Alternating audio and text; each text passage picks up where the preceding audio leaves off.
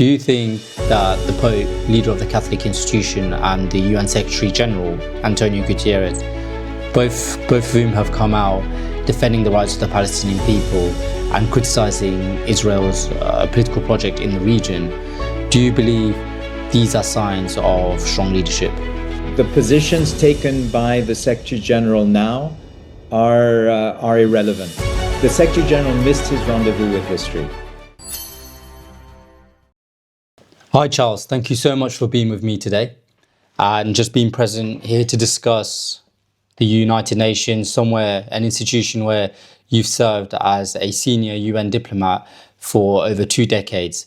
And so it's a great pleasure for me to have you on. Just as a starter, with your previous experience as a senior UN official, a senior UN diplomat, what do you make of the current state of the UN and its influence on the global stage?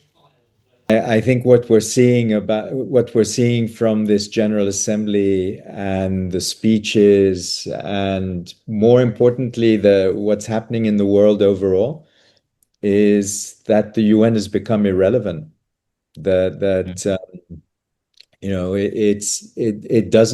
UN doesn't really figure in any attempt to resolve any of the ongoing conflicts, or very few of the ongoing conflicts. And in part because the players involved are not necessarily interested in involving the UN. Trump's speech was a very harsh speech on the UN, and I think clearly set out his and the US's position. If you look at the situation in Ukraine, the UN, aside from the moment when there was that agreement made at the very beginning of the conflict on the grain, the UN has not really played a role at all. You look at the suffering in Gaza, where the UN was a very major player in terms of providing assistance to the Palestinians. The UN has basically been, and the rest of the international community, so it's not only the UN, have basically been shut out by the Israelis.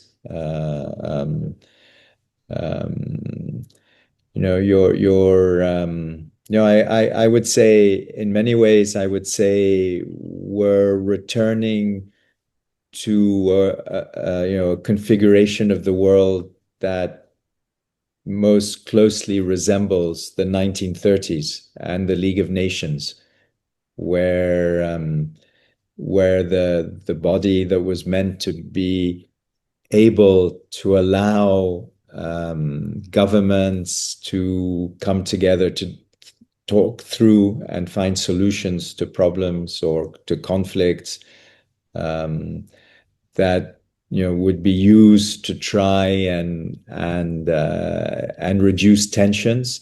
And we've entered almost a Darwinian form of world order, where it's the strong who define the agenda and push things forward. We've also entered a phase where the rule of law is no longer as adhered to, that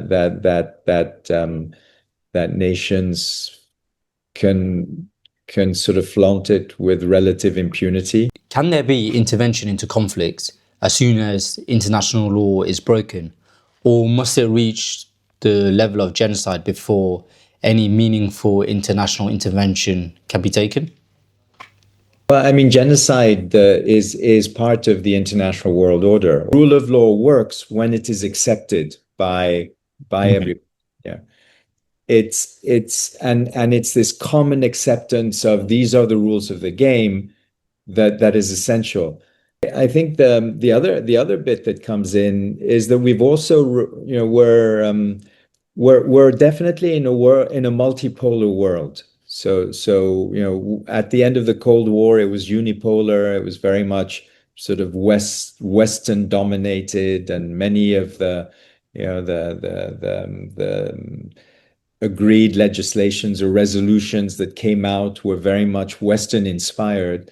Now we're in a multipolar world where I think there are parts of the international community that do not necessarily understand many of the resolutions that came out at the end of the Cold War, and may not necessarily respect the world as it was formed at the end of the Cold War. But the other thing that I think has severely damaged this respect of a world order or the rule of law is the hypocrisy that has come so evident when comparing a response to Ukraine and a response to Gaza. During the whole Ukraine, then the world order, rule of law, aggression, there are no laws. And then you look at the situation in the Middle East, and I mean there's such a different there such different standards, such different approaches, that I think that has severely undermined broader respect for the rule of law. Okay, yeah. Now, that's a very interesting point. So what you're saying is the very fact that the UN or large member European states, cannot parallel the crisis going on in Gaza with that which is going on in Ukraine undermines the very ability for the UN to operate, for international law to be upheld, and thereby crippling the UN's capacity to operate. I mean, yeah, definitely. Yeah, the first, definitely that I think that the fact that there seem to be different standards undermines sort of the respect for the rule of law, and also maybe much more is undermined the belief that there is a real commitment to the rule of law. But then, in terms of weakened the UN's role, I think the UN was already irrelevant by then. And again, irrelevant because people don't turn, or governments are not turning to the UN. But also, those who do try to get the UN involved aren't able to get the UN, accepted by the key players. And again, looking at the Security Council, the blockages in the Security Council. Even when smaller states try to raise issues on the Security Council, like, for example, very recently that attempt to get the Security Council to pass a resolution on the need to stop the violence in Gaza. 14 members voted for, one vetoed. So there is. So there is this sense of powerlessness of this world body. Okay, and just to continue further on, why do you think there hasn't been that ability for the crisis going on in Gaza and what's going on in Ukraine to be held to the same standards? Why do you think there is a disparity between the two situations? The fracturing of the world order and the multipolar dimension is relevant to both. I mean, almost at equal measure. I think the big difference is the attitude of the West, and coming out of the end of the Cold War, as I was saying, in the 1990s, and the West attempted to define a new world order that was in theory based on principles and human rights,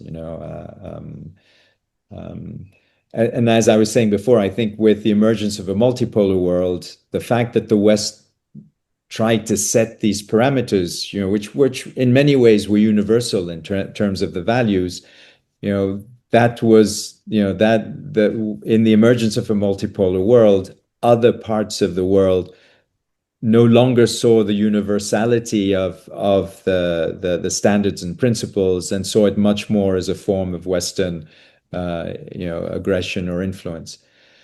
When you look at Gaza and Ukraine, I think it's very much the West's response And in Ukraine, you could say the West was taking a very, in a way, very understandable, had a very understandable reaction based on the principles and the Charter of the UN and the rest. So it was a very well-founded response in terms of dealing with aggression. And when you turn to Gaza, the West has not used the same standards and has not demonstrated a similar moral compass. You could say that in Ukraine, there was a moral compass, and the compass and the direction was very much forged by, agreements even coming out of the Second World War, the various instruments that were put in place after the end of the Cold War. So very much, a series of resolutions and laws, in fact, and that moral compass was not used for Gaza. I think one of the big problems for the West is how much the West has allowed the conflation between anti-Zionism and anti-Semitism, and how Western leaders are not able to make that distinction. That what you're seeing in the region and in Gaza and the West Bank is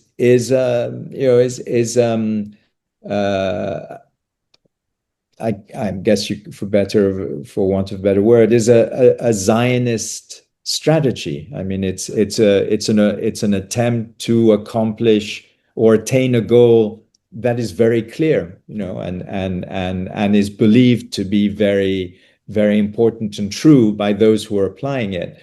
But the problem is any question or questioning of that in the West is automatically interpreted as anti-Semitic. That it is it is the very essence of the right for Jews to exist that is being questioned. When in actual fact it's that. I mean, I think in some some of the anti-Zionist positions taken may have an element of anti-Semitism, but that's not the defining factor. The defining factor is a very political agenda that's being put in place that is causing massive suffering. I think one can totally accept and have to accept how much of a existential crisis the 7th of October was for the Jewish people, for the Israeli people, because it brought back memories of past persecutions, but it sort of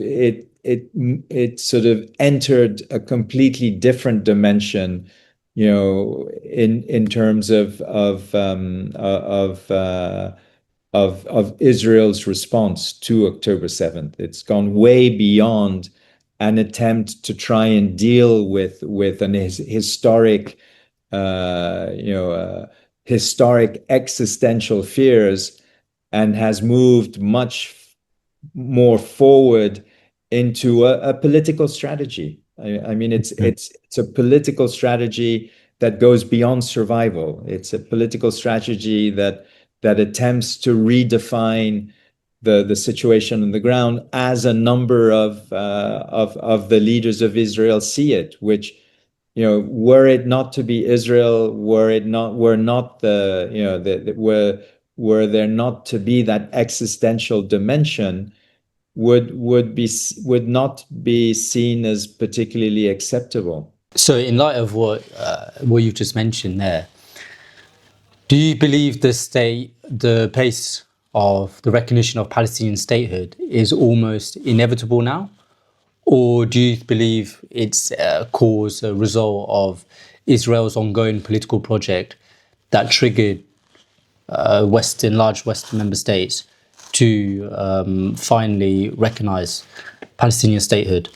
I mean, in a way, coming back to your first question, in a way, the recognition of Palestine, the statehood Palestine, puts back I mean, demonstrate some relevance for the UN, because were there not to be a body like the UN, there would be no place where you could actually make that statement and make that recognition. Um, I think it is, you need to look at it at different ways, different levels. I think given what's happening in Gaza and the West Bank, I mean, as you were saying, I think the recognition almost became inevitable because every other means of trying to get the Israeli government, Netanyahu's government to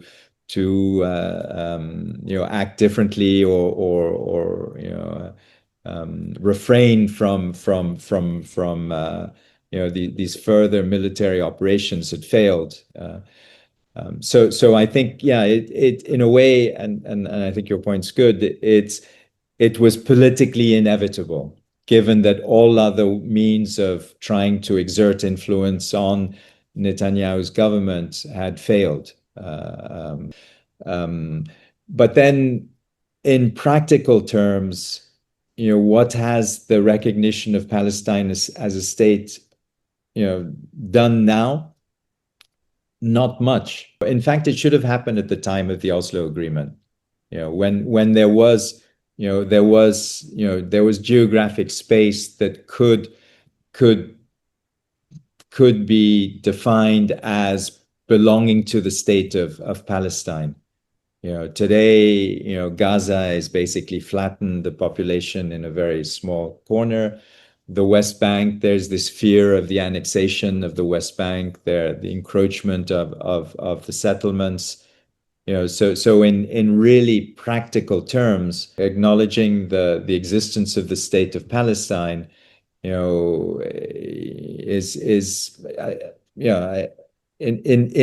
real terms, it's pretty meaningless because there's not much of the state left to recognize. But politically, is very important.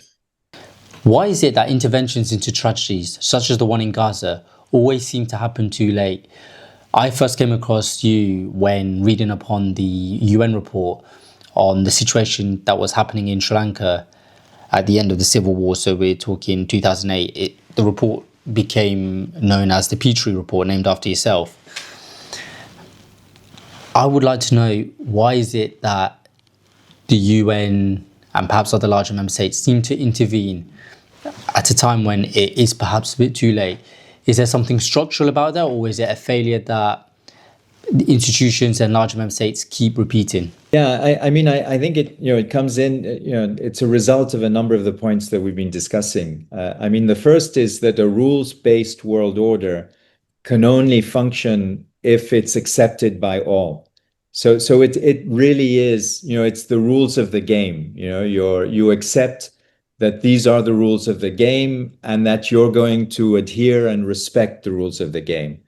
And when one party decides that they're not going to respect the rules of the game, it basically falls apart. The rules-based world order falls apart, especially when that party is strong, because the others continue to operate respecting the rules of the game. So that's one dimension, and what it means also is that when you enter a period where you are, dimension more than a period, Darwinian dimension in which we are now, preventive action are far less likely to occur, because preventive action, you all agree that this is how things are going to evolve, and you agree that in order to stop it, there are things, or in order to ensure or to minimize the possibility that it will happen,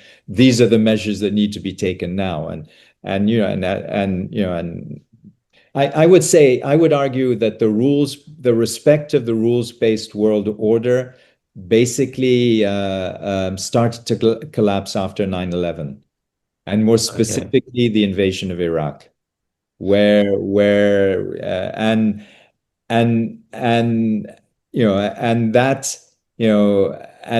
since then it's been deteriorating further and further, and really took a dramatic step now with what's happening in Gaza. And so, what in particular about 9/11 and the invasion of Iraq caused the collapse of the international rules-based order? I think the response to 9/11 was of course first Afghanistan, and I was in Afghanistan at the very beginning. I almost end of at the end of that year, and then the beginning of the year after for 2 years. Initially seconded to the Afghan government, and then with the UN.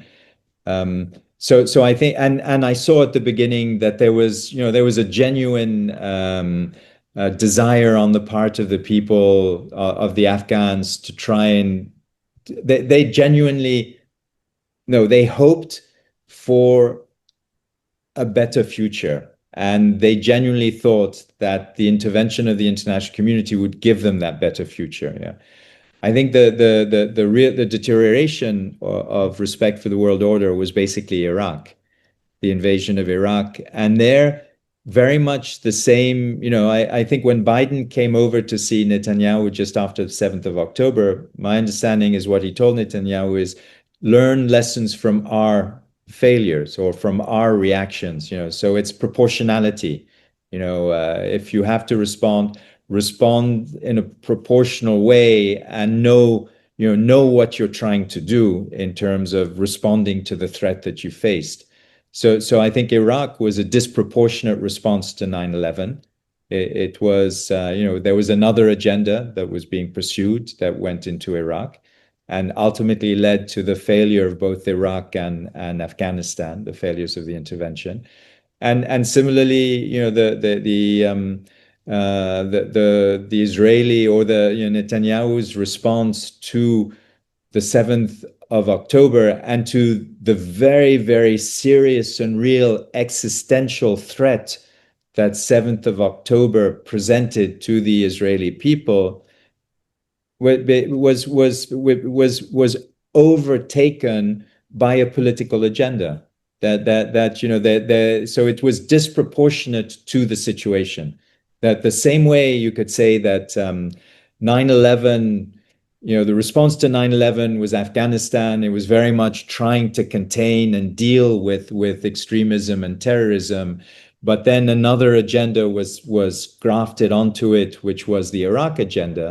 Similarly, you could say similar thing happened after 7th of October. That after the 7th of October, there was a genuine need to address the violence that was unleashed on Israel, and the fact that I think what made it really particular for Israel is this existential threat it represented, because it brought back memories of the Holocaust and that. But then, added to that or grafted onto that was this agenda of expansion and domination of other territories. So, so in that sense, I think they have a lot of parallels. You have a major traumatic event, but then is grafted onto it another agenda because an opportunity is seen by what has just happened, and and then you're in a completely different ballgame, and that's something that Western leaders have not been willing to raise, and in that sense, I think they've made a major disservice to the Israeli people, and what is happening in Israel is what happening in Palestine is actually a major threat for Jews throughout the world, because we've conflated in terms of discourse and dialogue, we've conflated anti-Semitism and anti-Zionism. And so any attempt to try and define what's happening in Palestine in a manner that is correct, which is to say goes way beyond the 7th of October, goes way beyond an attempt to address an existential threat, is automatically seen outside by Western governments as anti-Semitism, which it isn't. I mean, it's looking at a political agenda that you question. but in doing that, it sort of provides the justification or the reasons, or it fuels anti-Semitism that may already exist. Okay, so just to add to that, the current Labour government now have had and faced immense difficulties distinguishing between anti-Semitism and what you have just outlined as the project of Zionism. So they've often, it's not just the current Labour governments across Europe have faced difficulties in distinguishing between anti-Semitism and anti-Zionism. And so do you have a theory or a possible explanation as to why they've struggled to draw a line and a division between two different concepts? I mean, I've always, I've spent all of my career working in conflicts on the humanitarian side and then on the political side. And one of the key lessons I've drawn from almost 40 years is that ultimately everything's about politics. That politics is the basis, and context, of course, is suffering, abuses, human rights abuses, and the rest. The conflation of anti-Semitism and anti-Zionism definitely does have the memory of the Holocaust attached to it. And I think very much on the anti-Semitism that I mean, anti-Semitism has to be fought because it's such an ugly component, or such an ugly trait that needs to be taken out of any human discourse. Anti-Zionism, the questioning of seeing the questioning of the state of Israel as a questioning of the Jewish community, to a certain extent fitted a political agenda in an Israeli political agenda, because you can deal with criticism, you can brush off criticism much more easily. I think that for me the real problem is leadership in the West, and finding leaders with strong moral compasses. So, for example, saying, look, what's happened on the 7th of October, 7th of October is, I mean, and everybody said it, is horrific. It does hark back to fears of the Holocaust.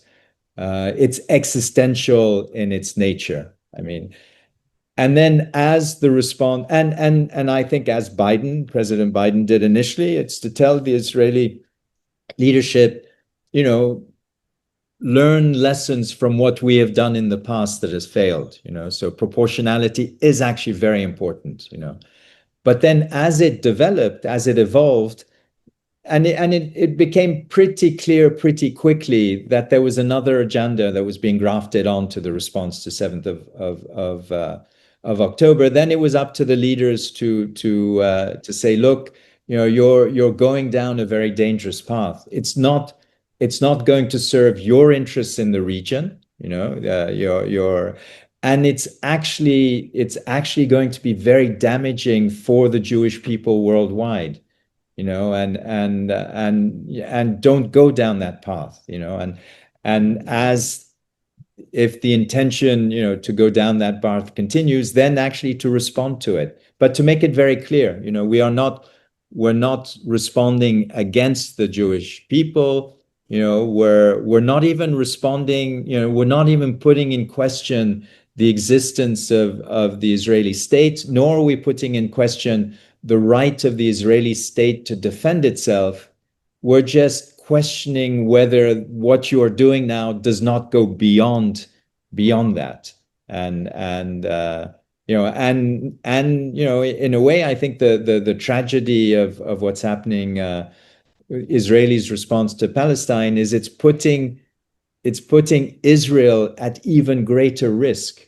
And it's been progressing. The most serious aggravation has been the continuous attacks on the Palestinians. the acceptance, the nominal acceptance of levels of collateral damage, that seem to be applied for the killing of Hamas leaders, or just Hamas, not even leaders, just Hamas operatives. I think the one of the biggest tragedies that has emerged is how we don't have leaders who have a strong moral compass. The leaders, they forfeited their responsibility from the outset to make it very, very clear to Israel that the steps taken are not in line with the world order and the rules-based world order, and secondly are actually detrimental. And it's not sort of saying it in closed doors. It's at some point, early on, taking steps that demonstrate to the Israelis how much we are concerned by what they're doing. And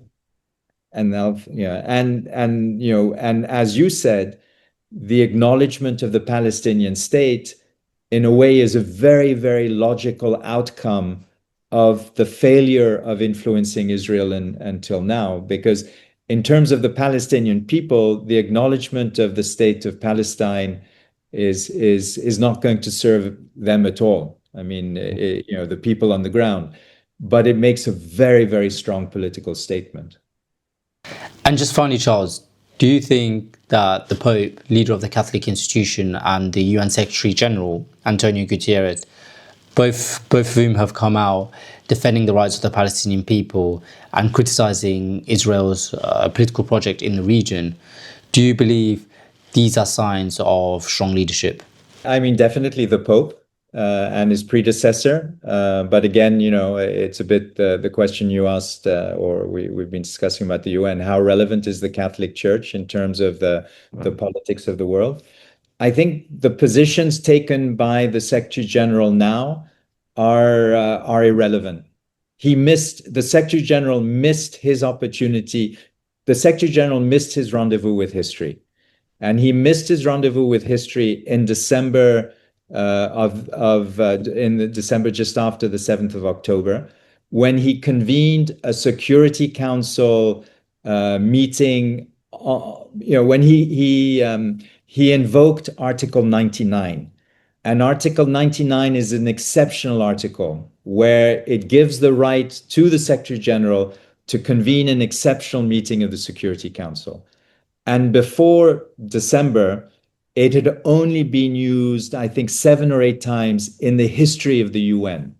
So when he triggered Article 99, it was an exceptional moment. This was December, so a few months after the 7th of October. So this was the moment when the Secretary General, he convened a meeting because he said the Article 99 gives the Secretary General the right to convene an exceptional Security Council meeting because the Secretary General believes that there's a risk to international peace and security.